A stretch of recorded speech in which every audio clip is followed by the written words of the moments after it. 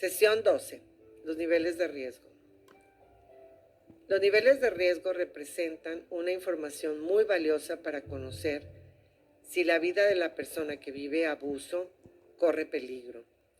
Son varios, empecemos por el más sencillo, el nivel de riesgo leve. En él existe un malestar en uno de los miembros de la pareja o de la familia. En el nivel de riesgo leve, los conflictos aparentemente se resuelven. Las ofensas, las humillaciones, los insultos generalmente se justifican y son las víctimas las que se sienten culpables de la situación. Suele vivirse en aislamiento familiar y en aislamiento social. Las características generales de este nivel de riesgo denominado leve es que las personas que están en esta situación minimizan los problemas. No, piensan, esto no es tan grave. No perciben la situación que viven como violencia. No, esto es normal. Perciben los hechos de violencia como conflictos de pareja. No, es un pequeño pleitillo, al rato pasa. Consideran que es un ajuste normal en su relación. Bueno, es que en su familia y en mi vida y en la mía vivimos de manera tan diferente, pero al rato nos componemos. Las medidas preventivas en el nivel de riesgo leve son no minimizar la situación. Ojo, proporcionar información sobre la violencia, los tipos de violencia, el ciclo de la violencia. Explicar el ciclo de la violencia. La resolución de los conflictos es responsabilidad de los dos, no de una sola parte. Y proporcionar indicadores de conductas típicas de violencia es valioso en este nivel leve de riesgo. Pasemos al siguiente nivel de riesgo, el moderado. Aquí existen amenazas de violencia física. Por ejemplo, cuando te dicen, síguele y va a pasar esto, o si lo vuelves a hacer, va a pasar esto otro. Se pueden presentar hechos de violencia como bofetadas, estirones de cabello, empujones, apretones. La persona que está siendo violentada empieza a perder capacidad de decisión y opinión en el ambiente familiar. Y dentro de las características fundamentales está que aparece un estado de tensión emocional. Existen temores de pérdida, de abandono. Generalmente ceden ante situaciones de amenaza o chantaje. Existe la esperanza o ilusión de que todo se va a solucionar. Y si existen hijos, estos se utilizan para la justificación y resolución de los conflictos. En cuanto a las medidas preventivas, recordemos las anteriores, valen aquí también. No minimizar la situación. Proporcionar información sobre la violencia, los tipos de violencia. Explicar el ciclo de la violencia. La resolución de los conflictos es responsabilidad de los dos. Y proporcionar indicadores de conductas típicas de violencia. Aquí es muy importante en el nivel de riesgo moderado buscar el apoyo familiar y social, verbalizando o haciendo pública su situación. Verificar sus recursos personales, laborales, económicos, familiares, etc. El tercer nivel de riesgo se denomina nivel severo. Aquí el nivel severo existe un excesivo control por parte de la pareja. Los hechos violentos son frecuentes. Las amenazas de abandono y o separación se cumplen. Generalmente la madre y los hijos salen del hogar buscando ayuda. Ha requerido atención médica por violencia física, por lesiones, por violencia emocional, han pedido atención psicológica o psiquiátrica, por violencia sexual, puesto que han vivido una violación o un aborto o enfermedades de contacto sexual, partos prematuros, etc. Existe violencia económica o patrimonial e inician trámites legales. Las características generales de este nivel es que suelen acudir a pedir ayuda de manera anónima o secreta. Se manifiestan estados de angustia generalizados. Pueden presentar cambios en el estado de ánimo, llanto fácil, episodios de euforia, irritabilidad, por ejemplo. Hay dificultad para tomar decisiones. Se dan cambios repentinos en el comportamiento. Hay alteraciones del sueño y de los hábitos alimenticios. Puede darse insomnio, fatiga, falta o exceso de apetito. Hay desesperanza y o desilusión para la solución. Se pueden presentar enfermedades físicas.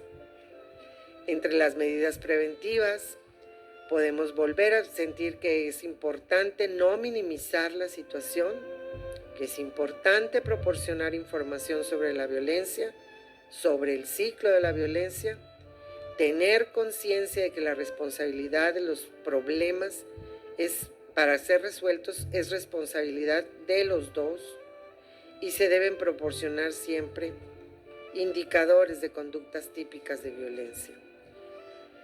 Hay que elaborar un código de seguridad personal. ¿A dónde saldré? ¿A qué casa iré? ¿A quién pediré ayuda? ¿Quién es de toda mi confianza? Hay que elaborar ese plan de emergencia y el establecimiento de redes sociales de apoyo, donde hay oficinas de abogados, donde están los refugios, en fin. Es importante que se tomen las medidas pertinentes, entre ellas las medidas legales. El cuarto nivel de riesgo es el denominado grave. Aquí ya hay amenazas de muerte. Aquí ya hay antecedentes de atención médica, incluso de atención hospitalaria. Está en trámites legales ya normalmente esta pareja. Existen armas en el domicilio familiar. El abusador está reconocido como una persona extremadamente violenta. La víctima no cuenta con el apoyo de su familia. La víctima se encuentra en un riesgo inminente. Dentro de las características de este nivel podemos encontrar que se presenta un desequilibrio emocional generalizado, conocido como síndrome de estrés postraumático. Aparecen ideas suicidas, manifiestas o latentes de la víctima y o del agresor. Es muy común escuchar que cuando una víctima ya se quiere alejar del ambiente violento, el agresor la martiriza con la idea de que quiere matarse. Existen intentos suicidas de la víctima y también entonces del agresor. Se puede presentar un estado de parálisis o embotamiento que se traduce en incapacidad para tomar decisiones, para cuidarse a sí misma o a su familia, para valorar el riesgo y para resolver sus necesidades básicas. Nuevamente, recordemos que no se debe minimizar la situación, no es adecuado minimizar la situación. Hay que proporcionar información sobre la violencia, explicar ese ciclo de la violencia, ubicar en cómo lo vivimos y entender que la resolución de los conflictos es responsabilidad de dos, no de una sola persona. En todos los niveles de riesgo es importante considerar salvaguardar la integridad física y mental de la víctima. La presencia de drogas y alcohol pueden existir en cualquiera de los niveles. La víctima puede manifestar malestares físicos como cefaleas, dolores de cabeza intensos, gastritis, insomnio, hipotensión arterial, hipertensión arterial, depresión. Los actos de control pueden manifestarse en lugares públicos o privados. Puede haber chantaje emocional, acoso constante en el ámbito laboral o social, manifestándose en llamadas o visitas inesperadas con la intención de sorprender o demostrar el interés o amor, evitándole visitar a sus familias sin la compañía del agresor. Es conveniente indagar si existe abuso sexual. Tengamos claro que la violación, incluso al interior del matrimonio, existe, ya que este tipo de abuso entre cónyuges Generalmente no se concibe como tal y puede manifestarse en relaciones sexuales forzadas o en rechazo sexual. Si la persona se decide a no denunciar y presenta moretones, fracturas, etc., es conveniente sugerirle que se realice una valoración médica para que cuente con un dictamen médico de lesiones y si continúa la problemática y decide denunciar, tenga antecedentes en su expediente personal. Es muy valioso hacer tu historia personal de violencia.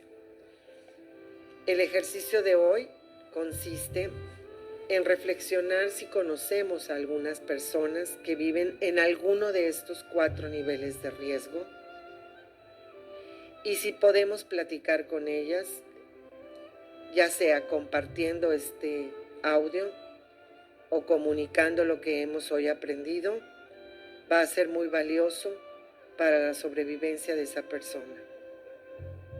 Nos vemos la próxima semana.